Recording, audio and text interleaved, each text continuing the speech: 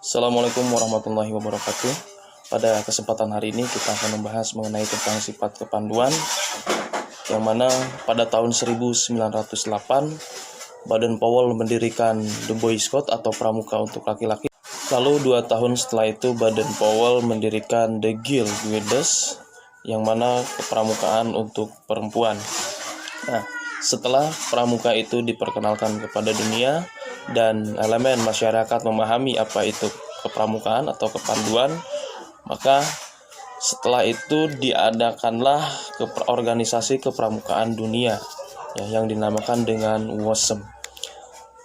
Pada tahun 1924 Kepramukaan dunia mengadakan resolusi konferensi kepramukaan sedunia pada tahun 1924 yang bertepat di kota Copenhagen, Denmark, negara Denmark, menyatakan bahwa kepramukaan mempunyai 3 sifat, yaitu yang pertama adalah sifat nasional. Artinya, sifat kepramukaan nasional ini bersifat kepramukaan itu diselenggarakan di masing-masing negara sesuai dengan kebutuhan negara tersebut.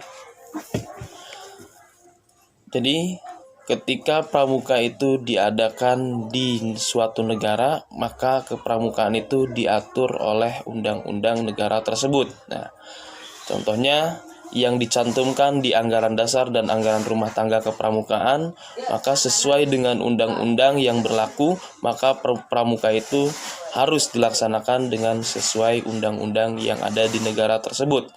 Nah, lalu yang kedua, sifat kepramukaan bersifat internasional, yang artinya kepramukaan itu harus dapat mengembangkan rasa persaudaraan dan persahabatan antar sesama anggota kepanduan dan sebagai sesama manusia. Jadi kepramukaan ini tidak memandang adanya ras, tidak juga memandang adanya agama.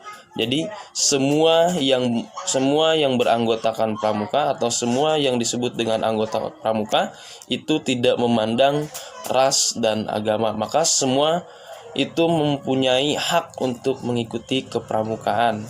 Jadi ketika diadakan kepramukaan seluruh dunia, nah di dalam satu kepramukaan itu dipertemukan pramuka di seluruh dunia, maka tidak boleh kepramukaan itu membandingkan ras atau agama. Jadi semuanya punya hak untuk mengikuti kegiatan kepramukaan.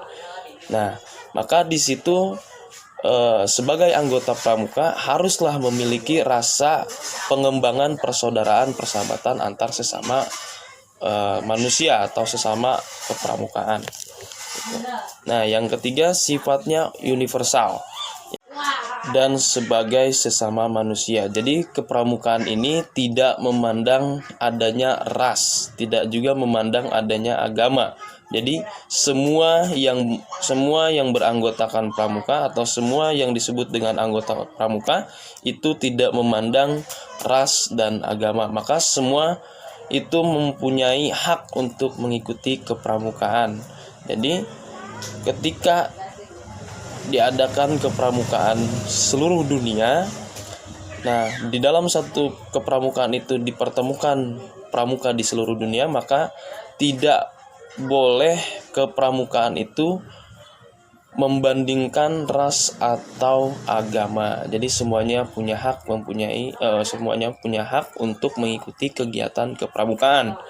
Nah, maka di situ sebagai anggota pramuka haruslah memiliki rasa pengembangan persaudaraan persahabatan antar sesama manusia atau sesama kepramukaan.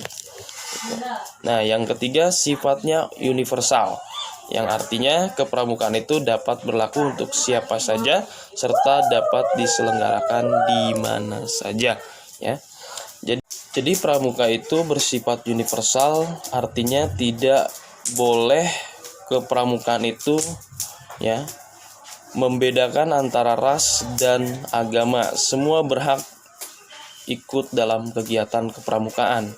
Dan sifat universal ini ketika pramuka itu sudah dimiliki oleh anggota pramuka, maka anggota pramuka itu baik individu maupun kelompok boleh menyelenggarakan kepramukaan itu di mana saja sesuai dengan nama kegiatannya tersebut, baik mau di alam, di ruangan, ataupun di rumah sekalipun kepramukaan boleh dilaksanakan asal sesuai dengan undang-undang yang berlaku atau sesuai dengan anggaran dasar dan anggaran rumah tangga yang berlaku. Baik, itu saja yang bisa saya sampaikan untuk sifat kepanduan.